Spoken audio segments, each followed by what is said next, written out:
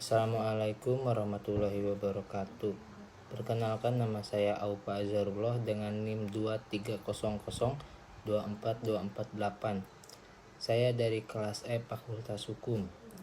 Di sini saya akan menjelaskan bab 1, yaitu tentang definisi, pengertian, dan karakteristik sosiologi hukum. Pengertian sosiologi hukum dari sudut sejarah. Sosiologi hukum untuk pertama kalinya diperkenalkan oleh para ahli dari Italia yang bernama Angelotti tahun 1882. Sosiologi hukum pada hakikatnya ia lahir dari hasil pemikiran para ahli baik di bidang filsafat hukum, ilmu maupun sosiologi hukum. Sosiologi hukum saat ini sedang berkembang pesat. Ilmu ini diarahkan untuk memperjelaskan hukum positif yang berkeartian isi dan bentuknya berubah-ubah menurut waktu dan tempat dengan bantuan faktor kemasyarakatan. Menurut C.J. Matsud, salah satu tugas sosiologi hukum adalah mengungkapkan sebab atau latar belakang timbulnya ketimpangan antara tata tertib masyarakat dan cita-citakan dengan keadaan masyarakat yang ada di dalam kenyataan. Menurut Roni, hukum dapat dibedakan ke dalam dua cabang spesialis, yaitu studi tentang law in book dan tentang law action. Skema bagian ilmu hukum. Studi tentang law book hukum sebagai norma atau kaidah, yaitu instrumental pengertian hukum, ilmu tentang kaidah hukum, psikologi hukum tentang law in action, yaitu hukum sebagai gejala sosial, sejarah hukum, perbandingan hukum, ruang lingkup hukum, metode kajian, objek dan fungsi sosiologi hukum.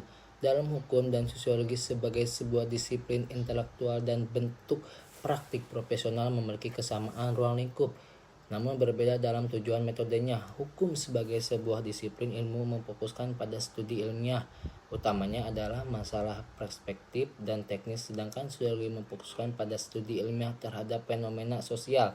Sosiologi hukum mempunyai objek kajian fenomena hukum, sebagai telah dituliskan oleh Curzon bahwa Roscoe menunjukkan studi sosiologi hukum sebagai studi yang didasarkan pada konsep hukum sebagai alat pengendalian sosial, sementara Lyot memandang sosiologi hukum sebagai suatu ilmu deskriptif yang memanfaatkan teknik empiris. Hal ini berkaitan dengan perangkat hukum dan tugas-tugasnya. Sementara yang menjadi objek sosiologi hukum adalah sosiologi hukum mengkaji hukum dalam wujudnya atau government social control. Dalam ini sosiologi hukum menjadi perangkat serta dibutuhkan guna menegakkan ketertiban dalam kehidupan bermasyarakat. Kedua, yaitu sosiologi hukum mengkaji suatu proses berusaha untuk membentuk warga masyarakat sebagai makhluk sosial. Sosiologi hukum eksistensinya sebagai kaidah sosial yang ada dalam masyarakat.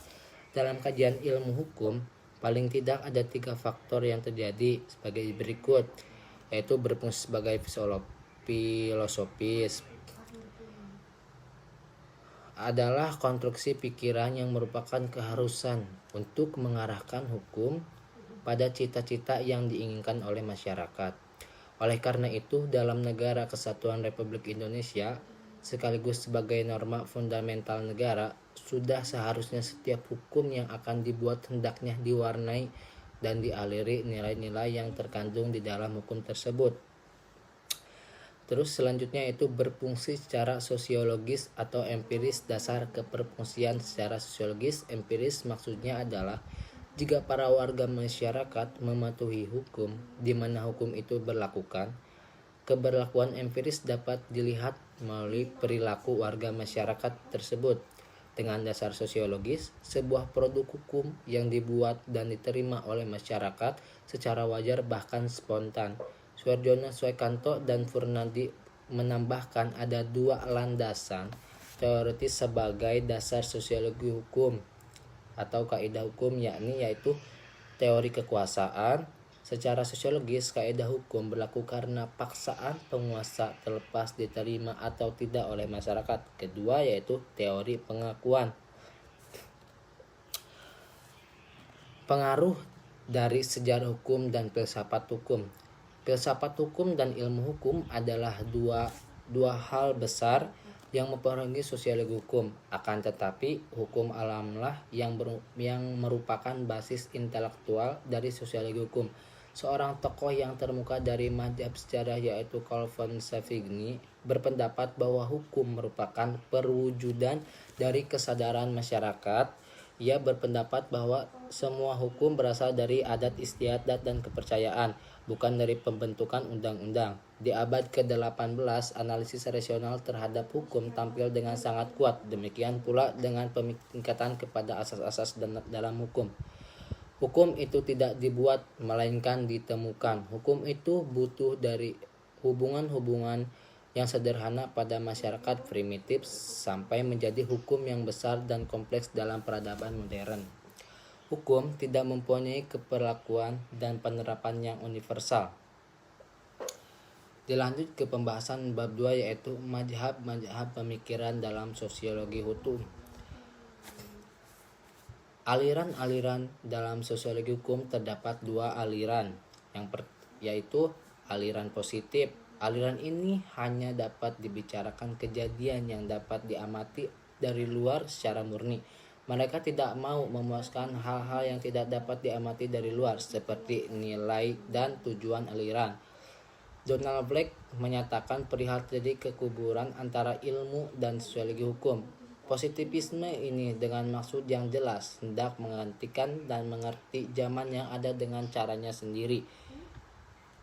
Lanjut ke berikutnya itu aliran normatif. Menurut aliran ini, hukum bukan merupakan fakta yang termati, tetapi merupakan suatu institusi nilai. Hukum mengandung nilai-nilai dan bekerja untuk mengekspresikan nilai-nilai tersebut dalam masyarakat. Menurut aliran ini, hukum bersifat derivatif, karena itu tidak dapat dipisahkan dari institusi prima sebagai politik dan ekonomi. Peletak-peletak dalam sosiologi hukum di Eropa. 1. Durkheim dalam karya Division du Travail antara bentuk-bentuk kemasyarakatan dan jenis-jenis hukum. Lambang kesetiakawanan sosial yang tampak dianggap sebagai suatu kesetiakawanan yang sungguh-sungguh, yakni sebagai suatu bentuk hakikatnya. Perkembangan sosial hukum yang sistem antara tipe-tipe hukum dan masyarakat serba meliputi. Sosiologi hukum itu harus membedakan antara jenis-jenis hukum. Klasifikasi pertama yang perlu diadakan ialah antara hukum yang bersesuaian dengan kesetiakawanan mekanis atau kesetiakawanan karena perbedaan. Sanksi yang bersifat mengekang adalah suatu sanksi yang berarti suatu celaan dari masyarakat, suatu penghinaan terhadap kehormatan baik dalam bentuk hukuman mati atau hukuman badan, penghapusan kemerdekaan dan lain-lain, atau semata-mata pencelaan di muka umum. Durkheim mendapatkan bukti bagi adanya persesuaian antara hukum yang mengekang dan kesetiakawanan mekanis, antara hukum yang memulihkan dan kesetiakawanan organis. Sesungguhnya sanksi-sanksi represif mengekang dan hukum pidana yang mengiring persamaan-persamaan sosial yang paling hakiki. Pada hakikatnya, di mana Durkheim melitas identitas atau persamaan, di sana ada berbagai kondisi hukum. Kerjasama boleh jadi bersifat represif, sifatnya restitutif, dan paksaan-paksaan yang bersifat hukum mengenal perusahaan-perusahaan dagang.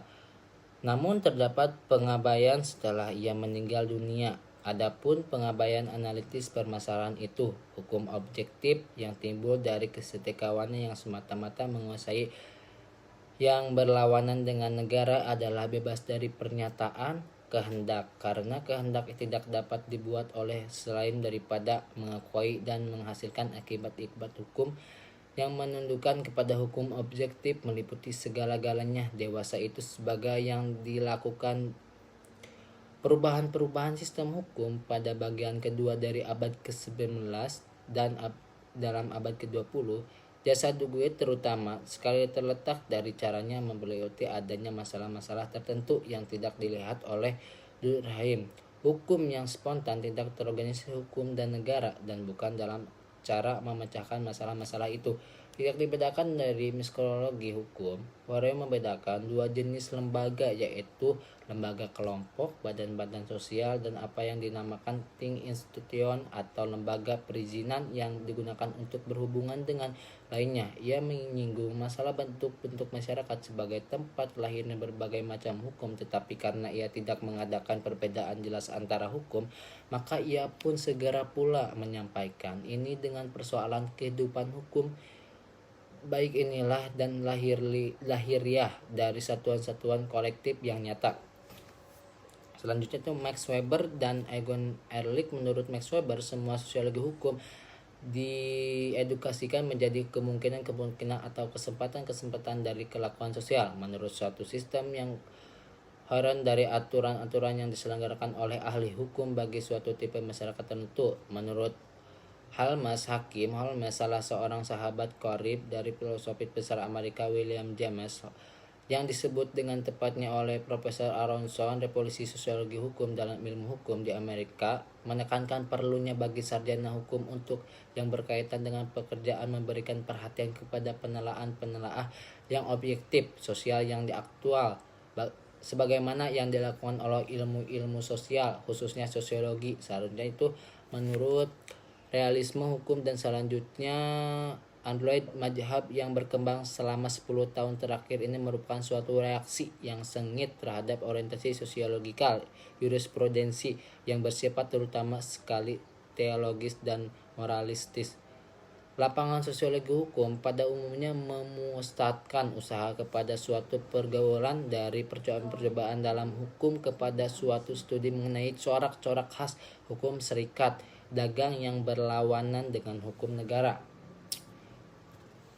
Dilanjutkan ke penjelasan bab 3, yaitu tokoh-tokoh sosiologi hukum. Menurut tokoh Eropa Barat yaitu Karl Marx, menurut Karl Marx, hukum dan kekuasaan politik itu merupakan sarana kapitalis yang melanggengkan kegunaan harta kekayaan sebagai sarana produksi dan sarana eksploitasi. Hukum bukan saja berlaku sebagai fungsi politik saja, melainkan sebagai fungsi ekonomi. Pokok pemikiran dalam sosiologi hukum dalam sebagai berikut, yaitu hukum adalah alat yang menyebabkan timbulnya konflik dan pemecahan. Hukum tidak berfungsi untuk melindungi, hukum hanya melindungi kelompok-kelompok yang dominan. Sebagai hukum bukan merupakan alat integrasi, tetapi merupakan bentuk kesamaan dan ketidakseimbangan yang dapat membentuk pemecahan kelas. Hukum dan kekuasaan merupakan sarana dari hukum kapitalis yang berkuasa di bidang ekonomi untuk melenggangkan kekuasaan.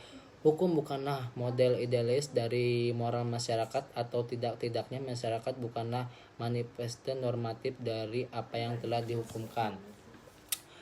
Menurut Henry, pemikiran mainnya adalah bidang sosiologi hukum adalah sebagai berikut, yaitu masyarakat bukanlah masyarakat yang serba laten, melainkan yang bersifat konten. Dalam masyarakat terdapat akripsi tertentu yang sesungguhnya merupakan penugerahan atribut dan kapasitas kepada warga masyarakat yang bersangkutan dengan posisi masing-masing di dalam tanaman status yang telah ditradiksi dalam masyarakat. Kenyataan dalam masyarakat akan berubah terkata masyarakat melakukan transisi ke situasi-situasi baru yang berhubungan dengan membesarnya agresi dalam kehidupan. Juga kian meningkatkan interdependensi antara segmen-segmen sosial yang kehidupan sosial. Selanjutnya ke tokoh Amerika Oliver Wendell. Ia mengatakan sosiologi hukum dalam ilmu hukum di Amerika Serikat. Holmes menolak dengan tegas mazhab analitis merupakan mazhab historis. Sosiologi hukum ini adalah bahwa setiap hakim bertanggung jawab memformulasikan hukum lewat keputusan-keputusannya.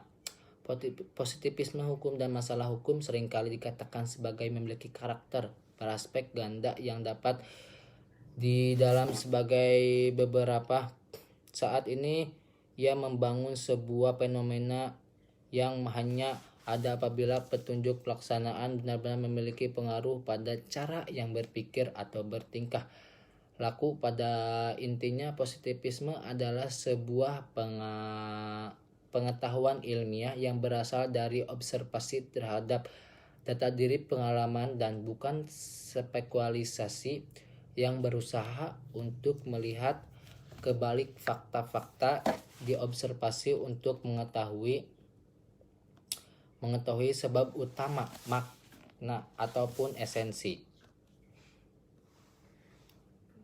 Terima kasih. Wassalamualaikum warahmatullahi wabarakatuh.